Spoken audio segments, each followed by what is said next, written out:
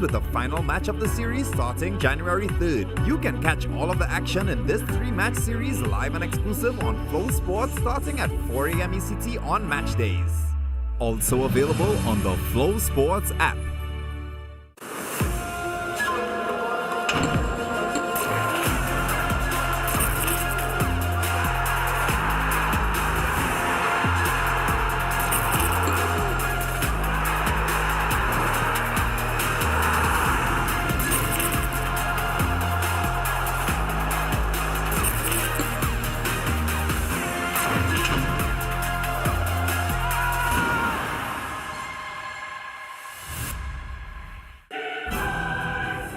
This presentation is brought to you by Heineken and Pepsi, UEFA Champions League official sponsors. Also available on the FlowSports app.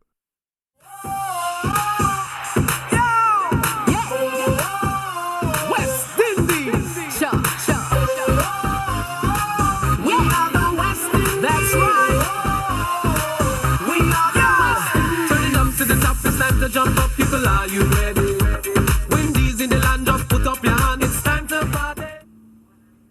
Hello and welcome to On Tour, the West Indies in Sri Lanka. It's day 4 of the first test match at Galle. I'm Andrew Seeley and we're on tour. And joining me are Tino Bess, former West Indies fast bowler, and Johnny Barron, international cricket commentator based in the UK.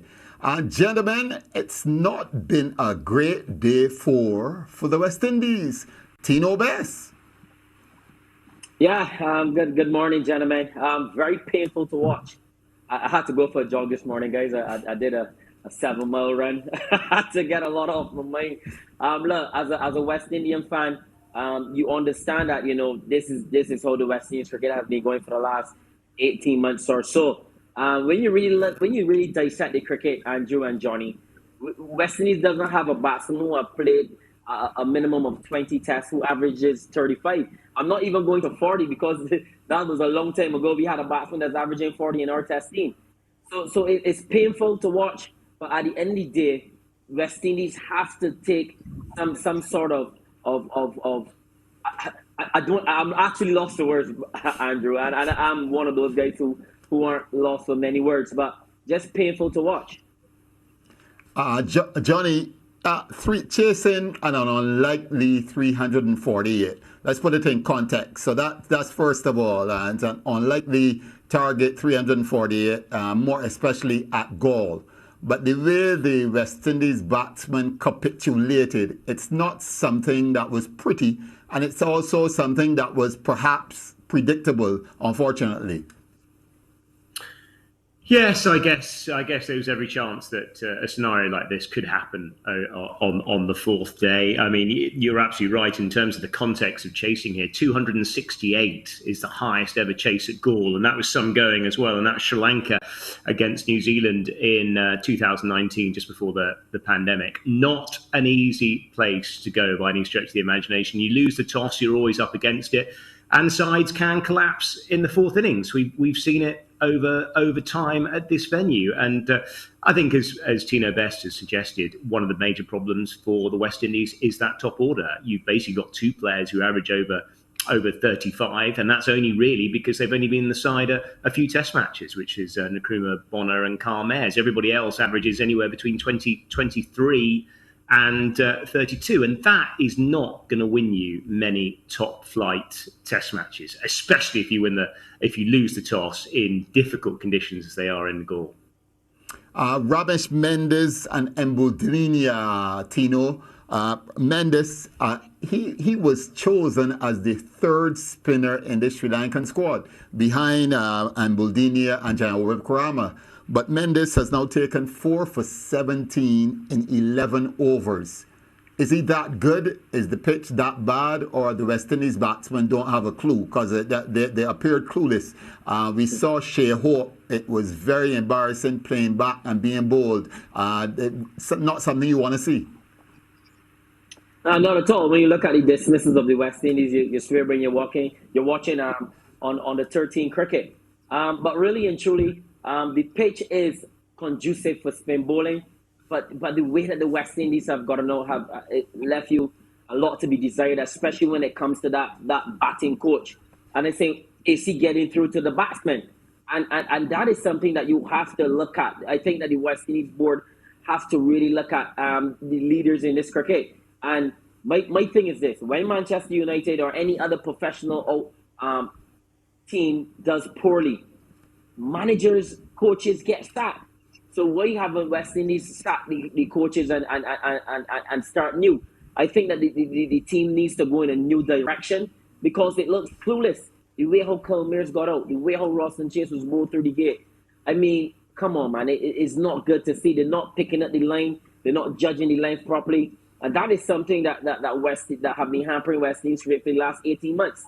What is going on in the backroom staff? The president of the board, Ricky Skerritt, suggested that there will be no knee-jerk reactions to the performance or lack thereof at the ICC T20 World Cup.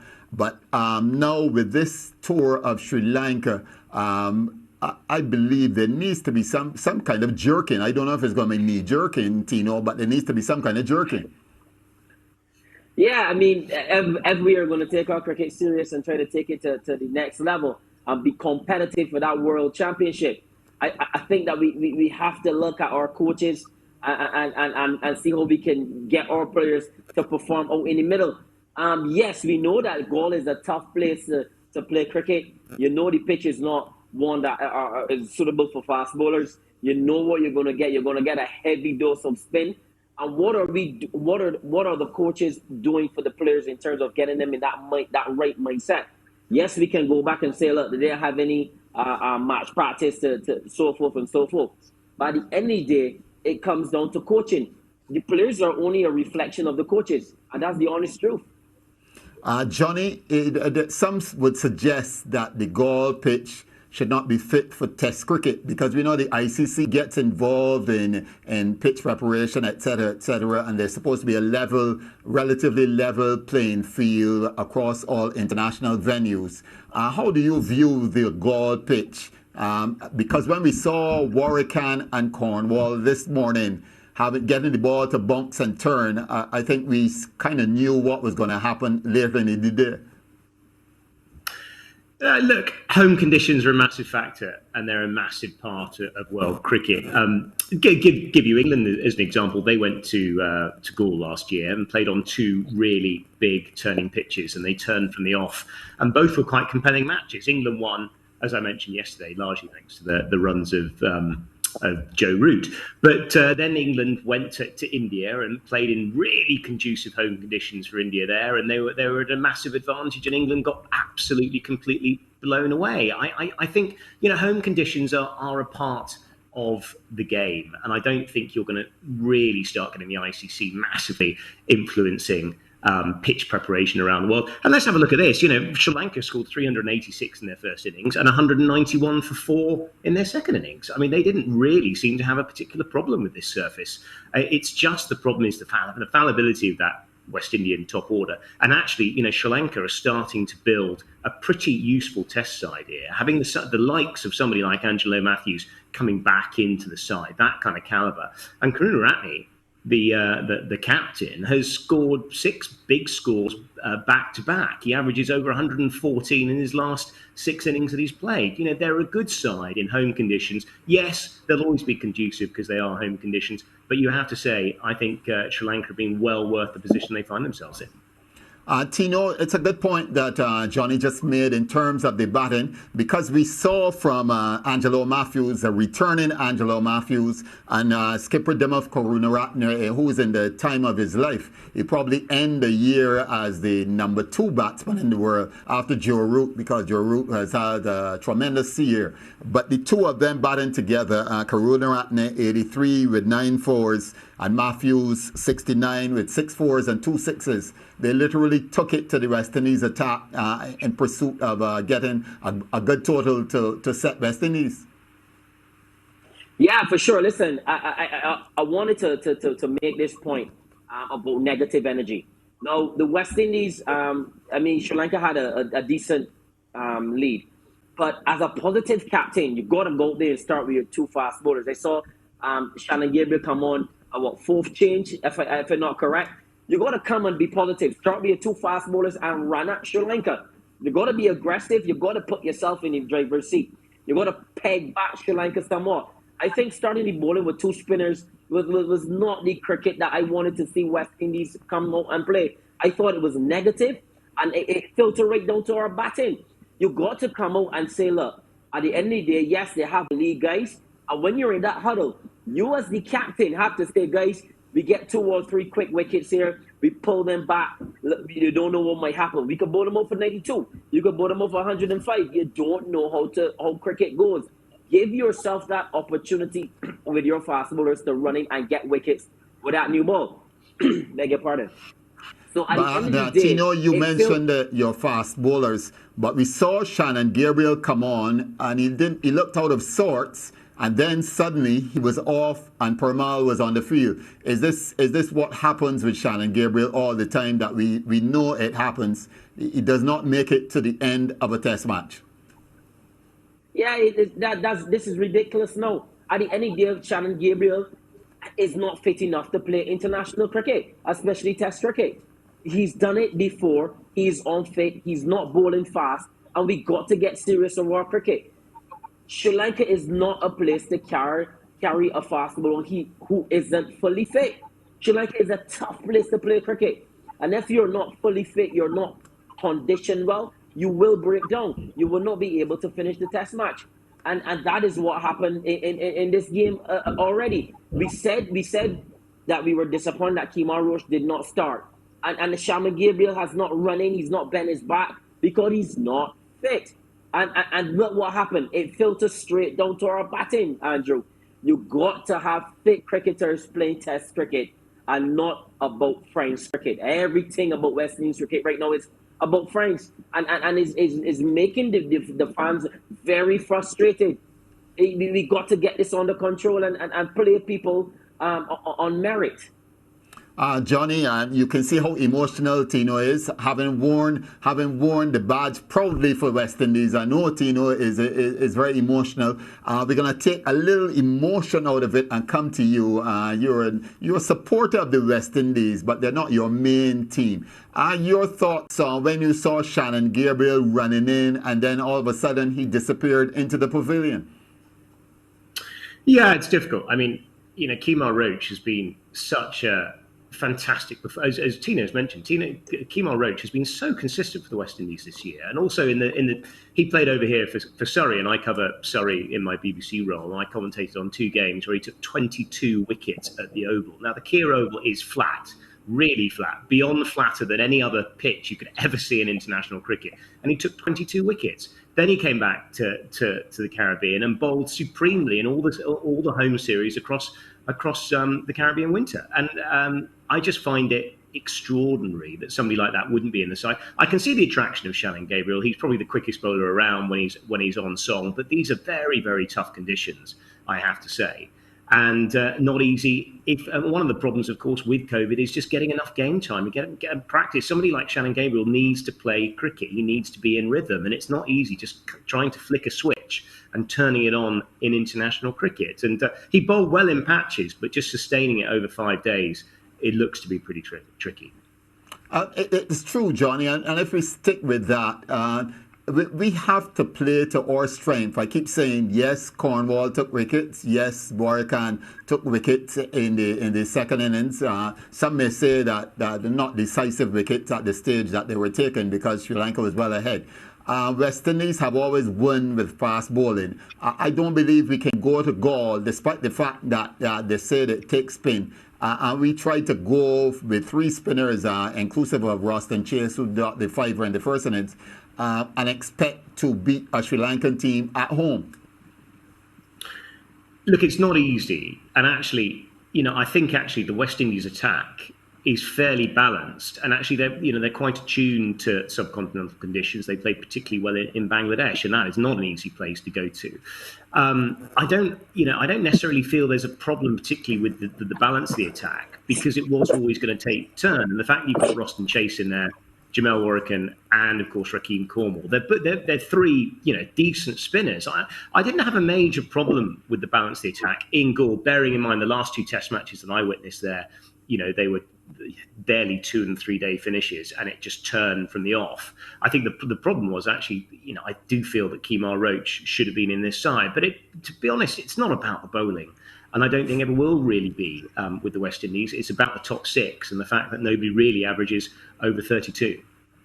Okay, Tino, 52 for 6 after 25 overs. And Nkrumah Bonner is unbeaten on 18, and Joshua De Silva unbeaten on 15. Were you surprised at how well Bonner equipped himself as the others just completely fell apart around him? Look at those numbers: 0, 9, 3, 1, 2, 0. They're even worse than bingo numbers, Tino. Yeah, I mean, the way how Bonner really applied himself, that's the person that, one player has been really hungry for success. Look, at the end of the day, it has nothing to do with the pitch. It's just all batsmanship. I don't think that we are equipped enough to play spin bowling. And the funny thing about it is that we face a lot of spin because of the pitches in the Caribbean. Is that a suggestion that we don't have quality spinners then? Because really and truly, when I look at the Sri Lankan spinners, I don't see no big mystery to them. You got a left-hand spinner, you got an off spinner, but yet we playing on the wrong lane and stuff. I think it has to do with our technique. I don't think that the batsmen are being coached properly. And I don't think that it has a problem with, I might be tough on the West Indies batting coach, but it has a problem to do with our structure. We have to improve our coaching. We have to improve our players. So when they get to the international level, they don't look this bad. And that is exactly what is happening. It doesn't look good. Look, I saw on social media, guys from overseas are saying that West Indies should get the test status taken away. That is blasphemous. The amount of cricket, the contribution that West Indies have made to international cricket, and for it to be in the position that it is in right now is absolutely embarrassing. From the World Cup to now the first test in Sri Lanka, it is really, really painful. And the administration has to take this situation by the scruff of its neck and say, look, enough is enough. We have to move forward. We have to move in a different direction with our selectors, with our coaches, and our cricket overall. We have to improve, or it's going to continue to be embarrassing to watch. Tino, we haven't spoken about the pitches in the region, because if we look at the stats, the batsmen who are in this team are perhaps the ones that among the top 10 of the run scorers in regional cricket. So if this is the best that we are producing, it says that something may be wrong with our pitches, or something may be wrong with the quality of our spinners who are bowling at these batsmen, because they score runs against the spinners when we are in the Caribbean, but when we are exposed at the highest level, we struggle. We saw that there was a definite problem with technique, playing down the wrong line, not reading what the ball is doing, even though it may be a straight ball. Focus on that for a little bit. Yeah, I think that it comes down to coaching, Andrew. Look, our cricket and the quality of first class cricket, we got to look at it seriously, because it is all about starting from the root. If you want a tree to bear fruit, the roots have to be watered well. And I think that from our under 13 programs, or under 15, or under 17s, or even our under 23 programs, have to be coached well. We've got to get good coaches in there who are well coached, so that they can coach quality. And we're not seeing that right now. At the end of the day, listen, back in my time, we had 4 batsmen in our team who was averaging 40. We might not have won a lot of test cricket, but we still had quality. Now we have guys who are averaging 32. There was an interesting stat that someone put up. Salazano getting a player averaging 24 in first class cricket, and somebody was arguing that Himraj should play. When you look at Himraj's record, he was averaging 29. I was like, wow, that's what our cricket have gotten to. So at the end of the day, we got to bring quality pitches. We got to get quality coaching. We got to get our coaches better. And I think that is when we're going to see quality cricketers being produced. It's all about coaching. I don't think that when you get to the international level, there's so much a coach can do. Yes, but at the end of the day, that coach at the top level have to get his argument or his process over to the players so that they can do those processes well to compete at the international level. And we are not seeing that from West Indies at this point in time. Johnny, Tino mentioned Jeremy Solizano, and I'll give you this interesting tidbit. Solizano averages 23.76, I think, after 29 matches or something like that. He scored a 70 in one innings in the best versus best practice matches prior to the tour. And the chairman of selectors said that he was impressed with Solizano, with his temperament, etc. after one innings of 76, and he's made his way into the West Indies team. That tells us that there is a problem in West Indies cricket, doesn't it? I think one of the major problems is actually the selectors and the administrators have very little to go on. There's not a mass of first-class cricket domestically. COVID has put paid to that, and it's very difficult to get any visibility really of players sort of playing to, a large amount of first-class cricket. I mean, look at Jayden Seales, for an example. That was a bit of a hunch by the selectors. And admittedly, without COVID, I'm sure he would have made his international debut probably and first-class debut before, or played more first-class games before he was picked. But he did take to the game like a duck to water. And sometimes, selectorial hunches can go well. And certainly with Jayden Seales, that was the case. With batting, it's a little bit more of a process. It involves a bit more, and those numbers aren't great. And I think one thing I would suggest is that if you look at the strength and the quality of that West Indies side that was so dominant, it wasn't just the strength of the Caribbean game, if you like, it was the strength of county cricket. A lot of these players, the likes of Malcolm Marshall at Hampshire, the likes of Courtney Walsh going to Derbyshire, Clive Lloyd at Lancashire, Viv Richards at Somerset and Glamorgan, and numerous others, Tino, of course, in later generations. I do think those kind of secondments are the way forward.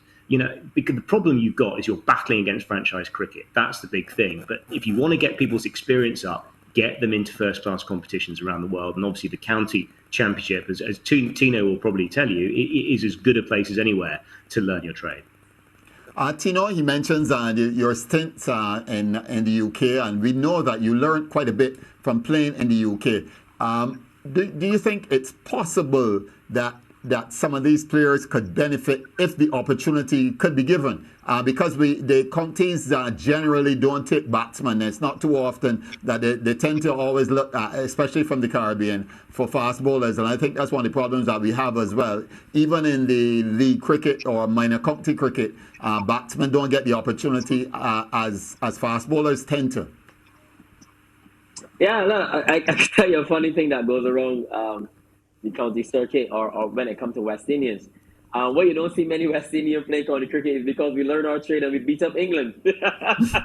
so they weren't keen on giving the West Indian boys any more opportunities. But really and truly, yeah, you've got to play professional cricket in England to understand the fundamentals of the game, understand professionalism, and understanding preparation as well. What goes into being a professional cricketer. You can't play 6 or 7 first-class games in the Caribbean and play for the West Indies. You've got to be dominant. You've got to go and apply your trade around the world.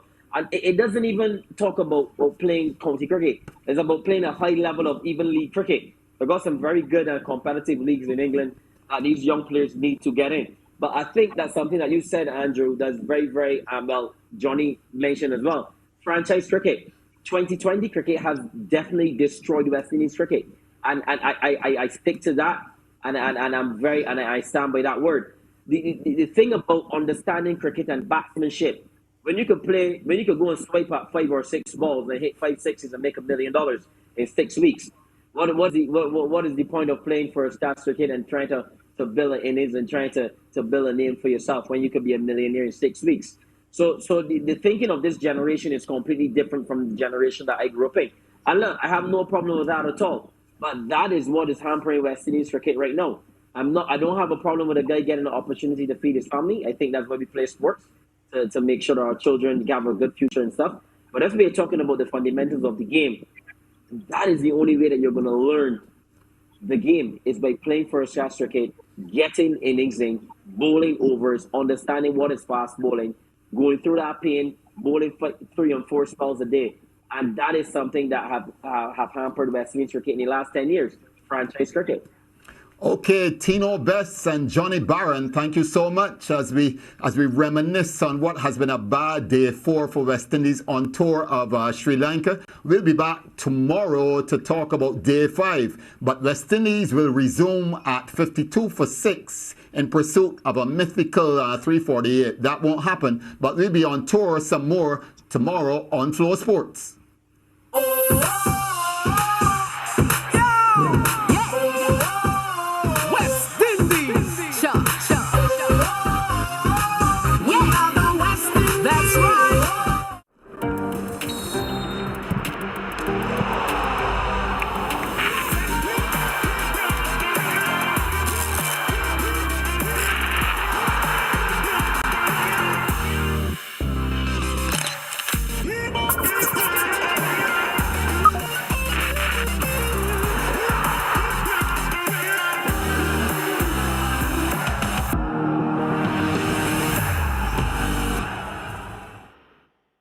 FlowSports is changing the game. Cast your favorite event from any league on Chromecast, AirPlay, and on any device. Choose how you watch the game. FlowSports is changing